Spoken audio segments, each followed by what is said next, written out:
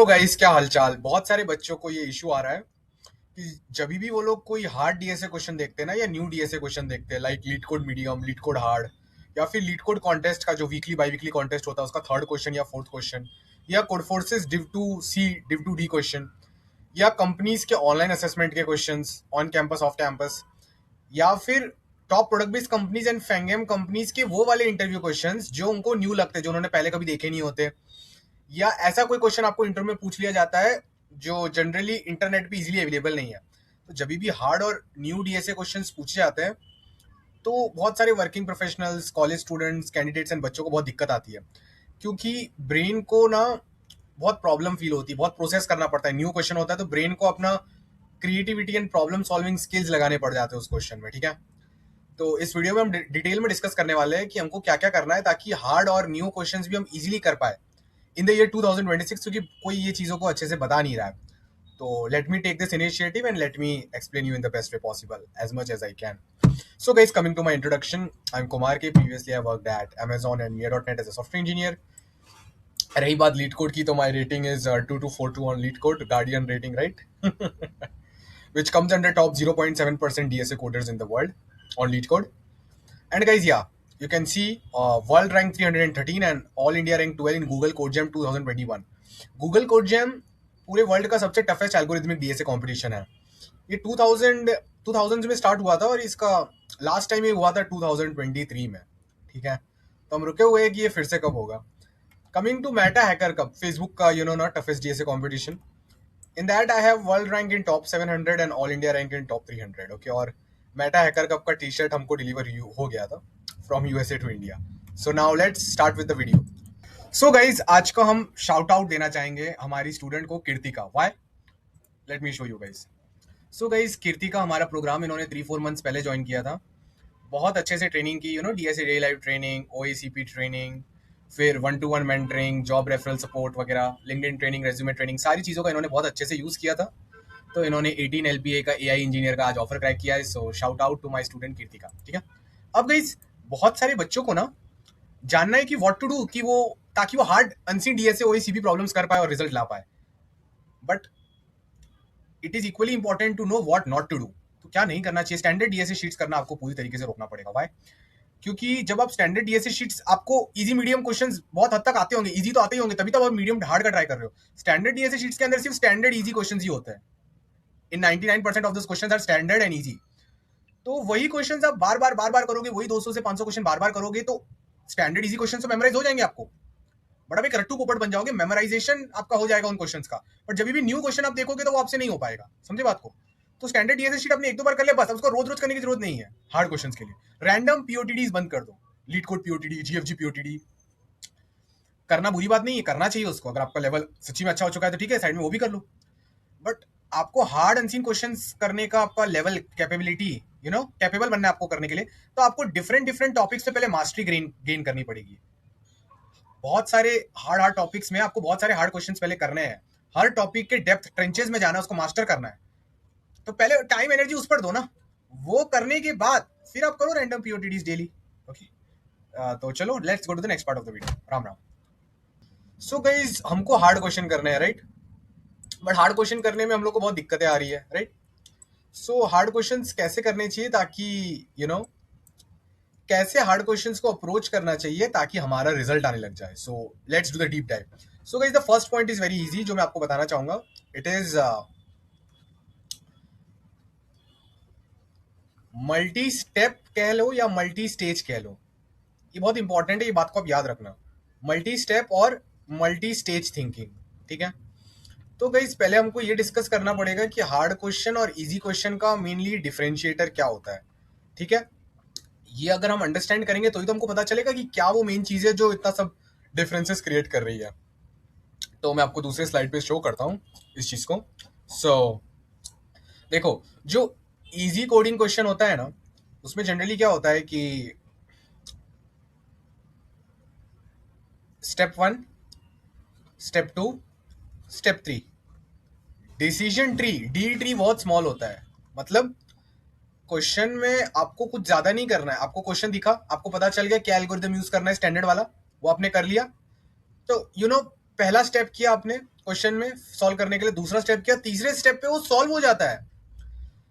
तो easy question को देख के ज्यादा सोचना नहीं पड़ता कि मैं इसमें ग्रीडी लगाऊं, कि मैं इसमें डीपी लगाऊं, कि ये करूं कि वो करूं। तो number of decisions you take are very very less in easy questions और even in medium questions of LeetCode और GFG whatever you want to say. तो easy medium data structure and algorithm का question का जो decision tree है बहुत छोटा होता है। इसी की जगह हार्ड क्वेश्चंस का डिसीजन ट्री देख लेते हैं कैसा होता है। तो एक हार्ड क्वेश्चन है तो जनरली वो ऐसा होगा, देखो मैं आपको दिखाता हूँ।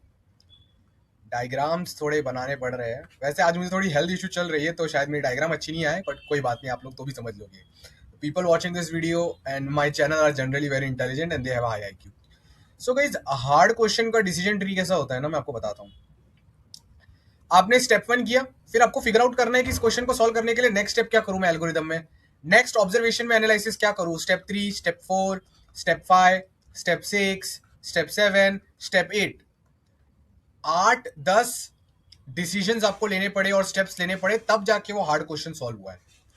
तो इससे हमको क्या समझ में आ रहा है, हार्ड क्वेश्चन का डिसीजन ट्री बहुत स्ट्रांग हो जाता है। तो जैसे कि ये वाला क्वेश्चन था, ये एक हार्ड क्वेश्चन था, राइट। तो ये जो जब स्टेप 1 से स्टेप 2 में गए ना, तो आप समझो ना, स्टार्टिंग में ही S1 डैश ऑप्शन था, S1 डबल डैश ऑप्शन था, ओनली S1 ऑप्शन था और S1 ट्रिपल डैश ऑप्शन भी था। ये ऑप्शन था कि इस हार्ड क्वेश्चन को डीपी वे में सोचूं क्या, नेक्स्ट ऑप्शन था इसको ग्रीडी वे में सोचूं क्या, नेक्स्ट ऑप्शन था इसमें मोनोटोनिक स्टैक लगाऊं क्या, नेक्स्ट ऑप्शन था इसको डीक्यू से करूं क्या। तो इन चारों में से let's say the best option was कि आप इसको मोनोटोनिक स्टैक से करो, स्टेप 1 से S1। तो ये आप S1 में गए।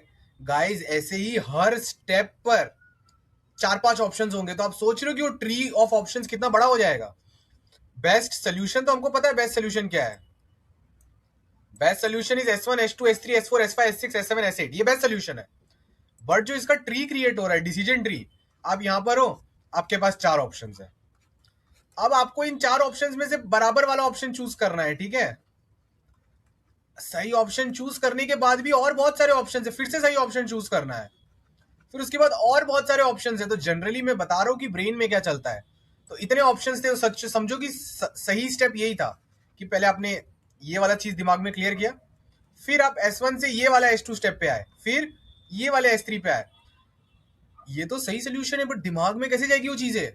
दिमाग तो S1 पे पहले सब थोड़ा थोड़ा दूसरे ट्राई करेगा ना, कि ये सही होगा कि ये, जिसमें दिमाग को आपके ज्यादा प्रोबेबिलिटी लगेगी कि इसमें आगे जाके आंसर आ सकता है, वो उधर ज्यादा डीपली जाएगा। इधर भी ऐसा, इधर ज्यादा डीपली जाएगा, इधर ज्यादा डीपली जाएगा। अब जो लोग प्रोग्रामिंग और कोडिंग DSA OACP में बहुत स्ट्रांग होते हैं ना, वो S1 वाले स्टेप को मास्टर कर लेते हैं। मतलब पहला उनको क्वेश्चन देख के ही समझ आ जाता है कि इसमें ये डेटा स्ट्रक्चर्स और ये एल्गोरिदम्स यूज करने होंगे। मतलब उनको 100% गारंटी नहीं पता होता कि यही है, बट उनको कहीं 50 to 80% पूरा अप्रोक्सीमेशन होता है। उनको पता है कि समझो इस क्वेश्चन के अंदर ना आगे जाके मल्टी डायमेंशनल डीपी होगा और बाद में मैं ऑप्टिमाइजेशन कर लूंगा। कैसे करूंगा वो सब नहीं पता, बट उसको पता है कि यही डायरेक्शन में जाना चाहिए। ये चीज हाई रेटेड कोडर्स को, जिनको हार्ड अनसीन क्वेश्चन कर पाते हैं ना, उनको एवरेज प्रोग्रामर्स एंड जो लोग बिगिनर लेवल पे, इंटरमीडिएट लेवल पे, उनसे उनको डिफरेंशिएट करती है चीज। अब आप बोलेंगे सर डिसीजन ट्री के बाद में के पार्ट्स हम कैसे मास्टर करेंगे। देखो DSA में ना, जैसे जैसे आप हार्डर क्वेश्चंस करने लगते हो ना, लाइक ये मैं स्टेप स्टेप लिख देता हूं। First is what, multi stage thinking. Second is what, deep analysis plus observation.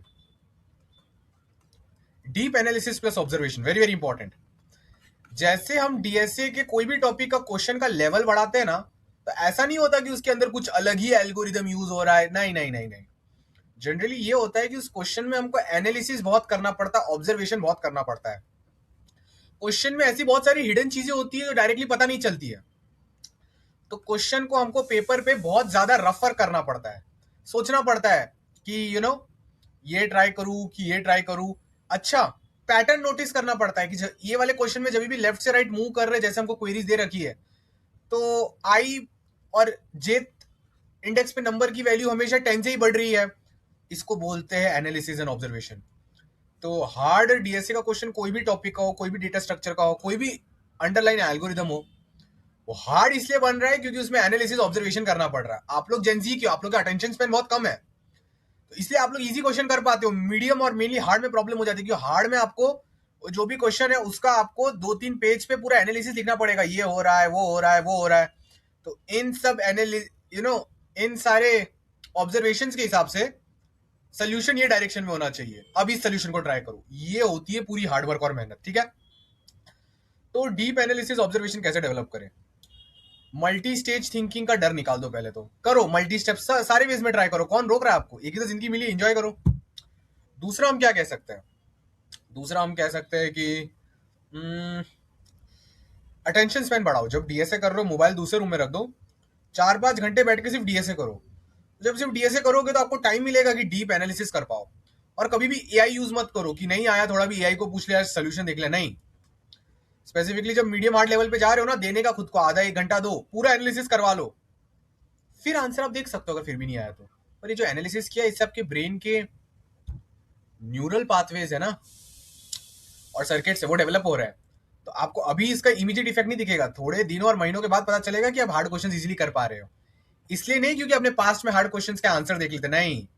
Hard question के आंसर देखने के पहले जो दिमाग के अंदर मेहनत हुई थी, जो विजिबल नहीं है, उस चीज की वजह से क्या कहते हैं, आपको सब पता चल रहा होगा, ठीक है। अब हाँ, ये बात हम करेंगे अब नेक्स्ट पॉइंट में कि वो जो स्टार्टिंग का जो डिसीजन ट्री का स्टार्टिंग का पॉइंट है, वो हम कैसे एकदम स्ट्रॉन्ग कर सकते हैं, ठीक है। ये बहुत इंपॉर्टेंट है, ये चीजें बच्चों को बताता नहीं है तो प्रॉब्लम हो जाती है बच्चों को।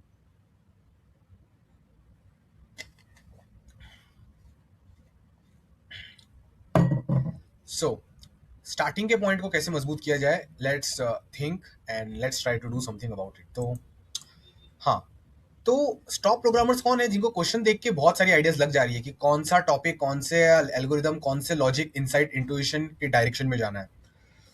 तो इसके लिए ना आपके कुछ कुछ सिंगुलर टॉपिक्स बहुत स्ट्रांग होने चाहिए, बहुत ज्यादा स्ट्रांग होने चाहिए सिंगुलर टॉपिक्स कुछ कुछ। मैं कुछ टॉपिक्स के नाम बोलूंगा, वो सारे सिंगुलर टॉपिक्स आपके बहुत ज्यादा स्ट्रांग होने चाहिए, ठीक है। वो जितने स्ट्रांग होंगे उतना आपको बेनिफिट आएगा, क्लियर। सो अब मैं उन सिंगुलर टॉपिक्स के बारे में आपको बताना स्टार्ट करता हूँ, ठीक है। मैं जो भी सिंगुलर टॉपिक्स आपको कह रहा हूँ, प्लीज गाइज आप उनको नोट डाउन कर लेना। और इन सारे टॉपिक्स पर मैं तो कहूंगा 50, 100, 200 एकदम हाई क्वालिटी अच्छे लेवल के क्वेश्चंस कर लेना, clear clear. Okay, so let's start with the singular topics which you guys should do. Okay, so मैं लिखना स्टार्ट कर देता हूँ, मैंने नोट डाउन कर रखा है ऑलरेडी। तो गाइस सबसे पहला इंपॉर्टेंट सिंगुलर टॉपिक जो आपको करना चाहिए, दैट इज डायनेमिक प्रोग्रामिंग, ठीक है।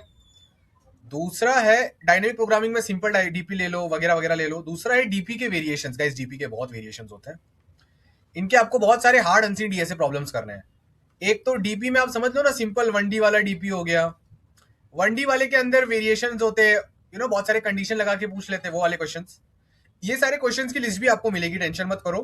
मैं थोड़े दिन में अपना कुमार के डीएसए ओसीपी शीट लॉन्च कर रहा हूँ, उसमें सब होगा। और आपको ये YouTube कमेंट्स में भी मिल जाएगा और या फिर डिस्क्रिप्शन में मिल जाएगा इस वीडियो के। मोस्ट प्रोबेबली मैं कुछ दिनों में अपलोड कर दूंगा। डीपी वेरिएशंस के अंदर ये जो भी मैं बता रहा हूँ ना, मैं ये सोच के बता रहा हूँ कि आपका गोल है लीड कोड कॉन्टेस्ट के 3rd 4th क्वेश्चन करना, code forces div 2 C D कर पाना, ठीक है। ओए के क्वेश्चन कर पाना, लीड कोड मीडियम हार्ड कर पाना, ठीक है। ये सब के हिसाब से मैं आपको जनरली अब मैं बता रहा हूँ कि क्या करना चाहिए, क्लियर। सो डीपी वेरिएशंस के अंदर एक तो नैपसैक डीपी आपको करना है, ठीक है। दूसरा है mix the subarray DP. Russian Russia में इसको मिक्स द डीपी बोलते हैं। सबएरेस के ऊपर डायनेमिक प्रोग्रामिंग का बहुत अच्छा कंसेप्ट होता है, ओ ऑफ एन क्यूब होता है जनरली। तो मिक्स सबएरे डीपी, फिर एलसीएस प्लस एलआईएस डीपी, इनका सेपरेट और मिक्स वर्जन करना है। फिर आपको क्या करना है, मल्टी डायमेंशनल डीपी। डरना नहीं है, डीपी के 2 स्टेट हो, 3 स्टेट हो या 4 स्टेट हो, आपको करना आना चाहिए। नेक्स्ट, मल्टी डायमेंशनल डीपी के साथ ऑप्टिमाइजेशन डीपी, बेसिकली ऑप्टिमाइज करना आना चाहिए उसको, ठीक है। ये सारे टॉपिक्स के हार्ड अनसीन क्वेश्चन और अच्छे क्वालिटी क्वेश्चन 50, 100, 200 कर लो, तो ब्रेन का वो पार्ट बहुत मजबूत बन जाएगा जो एक झटके में आइडेंटिफाई कर पाएगा कि अगर इन टॉपिक्स में से कोई क्वेश्चन आया है, प्रोबेबिलिटी या फिर उसका ज्यादा उनमें से होने का। अब नेक्स्ट चीज चलते हैं, आपने लीड कोड कॉन्टेस्ट में बहुत देखा होगा कि डिजिट डायनेमिक प्रोग्रामिंग बहुत पूछते हैं। तो डिजिट डीपी अच्छे से करना चाहिए और बेसिक मैनिपुलेशंस के साथ इनको पढ़ना चाहिए। मैनिपुलेशन मतलब वेरिएशंस के साथ। तो मैंने यहाँ पर लिख दिया वेरिएशंस डिजिट डीपी का। हाँ, trees guys, general trees, binary tree, BST, standard काम आपने बहुत कर लिया। अब हम hard question generally general trees पे होते हैं, जिसमें node can have multiple children. तो बात कर लेते हैं। ट्री के अंदर गाइस यूलर टूर हो गया, ठीक है। फिर यूलर टूर ऑन ट्री बहुत जबरदस्त टॉपिक है, आपको उसको करना चाहिए। फिर BFS DFS on tree plus tricks. ये मत सोचना कि जनरल ट्री पे बीएफएस डीएफएस करके धुरंधर बन रहे, नहीं। बीएफएस डीएफएस आप ट्री पे करते हो ना, हजारों ट्रिक होता है उसके अंदर, वो सारी ट्रिक आपको पता होनी चाहिए कि जब आप डीएफएस कर रहे हो तो आप रूट नोड से करंट नोड तक एक रूटेड ट्री में उस पाथ का सारा इंफॉर्मेशन ट्रैक रख सकते हो। बीएफएस ऑन ट्री कर रहे हो तो लेवल्स वगैरह बना बना के क्या क्या चीजें कर सकते हैं, बहुत सारी चीजें पता होनी चाहिए, ठीक है। Next is analysis plus observation mixed with tree. Guys ये तो आपको पर्सनल एक्सपीरियंस से ही आएगा। बहुत सारे ट्री के सवाल है ना जिसमें कुछ अलग ही टाइप के ऑब्जर्वेशन और एनालिसिस है। लाइक बहुत सारे ट्री के क्वेश्चंस में ना बार बार लीव्स की प्रूनिंग करते हैं, लीव्स निकालते रहते हैं जब तक ट्री खत्म ना हो जाए। एक टाइप से टोपोलॉजिकल सोर्ट का वेरिएशन होता है। बहुत सारे ट्रीज के ऐसे क्वेश्चन होते हैं जिसमें ट्री को एक एज पे ब्रेक करते, दो सब ट्री में ब्रेक हो जाता है और एनालाइज करना होता है वो एज के थ्रू कितने पास जा रहे थे।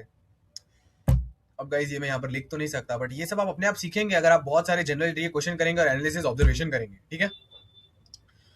लाइक अगर आप मेरे 851 आवर स्ट्रक्चर्ड कोर्स का पार्ट है तो आपको इस सब टॉपिक से भर भर के इतने वीडियोस, इतने क्वेश्चंस मिलेंगे, मजा आ जाएगा आपको।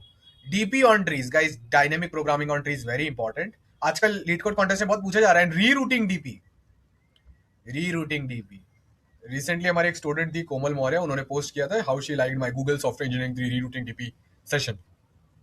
अब नेक्स्ट सिंगुलर टॉपिक्स की बात कर लेते हैं, which is this is very important guys, segment tree plus BIT plus Fenwick tree. आपको ये सिंगुलर टॉपिक भी मास्टर करना पड़ेगा, ठीक है। अच्छा ग्राफ के अंदर भी बहुत है। अच्छा मैथ्स की बात कर लेते हैं। मैथ्स के अंदर LCM, GCD, prime numbers, factorisation, permutations and combinations, combinatorics, special maths वाली ट्रिक्स और मैथ प्लस मॉड्यूलर ट्रिक्स। इन सब पर कोड फोर्सेस के अच्छे क्वेश्चन करोगे और कोड शेफ के तो बहुत फायदा होगा, ठीक है। अब ग्रीडी की बात कर लेते हैं और ग्राफ की और बिट। हाँ bit manipulation guys, bit manipulation की ना आपको बहुत सारी ट्रिक्स पता होनी चाहिए।